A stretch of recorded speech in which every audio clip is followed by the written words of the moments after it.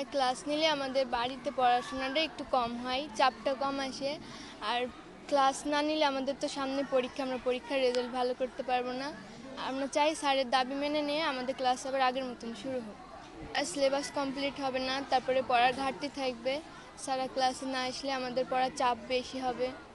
5 দিন যাবৎ কোনো ক্লাস হয়নি, যার কারণে আমাদের প্রায় কোনো সিলেবাস শেষ হচ্ছে না, যার কারণে আমরা ঠিকভাবে পড়াশোনা করতে পারছি না। যদি আমাদের প্রতিদিন পড়াশোনা হয় বা ক্লাস হয়, তাহলে আমরা প্রতিদিন ভালো করে ক্লাস করতে পারবো এবং ইনশাআল্লাহ ভালো রেজাল্ট করতে পারবো।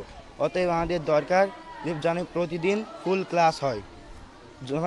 সরকারের নিকট এইটাই দাবি যে যেন আমাদের প্রতিদিন ক্লাস করানো হয়, আর যাতে কোনো দিন স্কুল বন্ধ না থাকে, প্রতিদিন ফুল ক্লাস হয়, এইটাই আপনাদের কাছে আবেদন। 5% যে দাবি সরকার মেনে নিয়েছে, 5% হিসাবে যে প্রজ্ঞাপনটা আজকে দিয়েছে, যতটুকু জানতে পারলাম, আসলে 5% বলতে একজন শিক্ষক বা কর্মচারী যখন বেতন 40,000 আসবে তখন তার 2,000 হবে। তার মানে 5%-এ কোনোভাবেই এটা 2,000-এর উপরে যেতে পারবে না।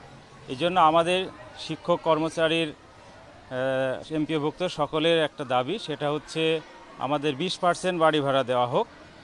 তো সেই ক্ষেত্রে আমাদের শিক্ষক কর্মচারী থেকে একটু সরকারের যে অর্থনৈতিক সংকট সেটা বিবেচনা করে 10% রানিং অবস্থায় দেওয়া হোক এবং বাকি 10% বাড়ি ভাড়া আগামী অর্থবছরে দেওয়া হোক। সেভাবে আমরা প্রজ্ঞাপন চাচ্ছি, যাতে আপনার সরকার অর্থনৈতিকভাবে সংকটে না পড়ে, এটা আমরা বিবেচনায় রাখছি। আন্দোলন আমরা যতদিন আমাদের নিয়ম অনুযায়ী, মানে আমাদের চাওয়া অনুযায়ী, ন্যায্য দাবি অনুযায়ী আন্দোলন প্রজ্ঞাপন না হবে, আমরা ততদিন আন্দোলন চালিয়ে যাব ইনশাল্লাহ।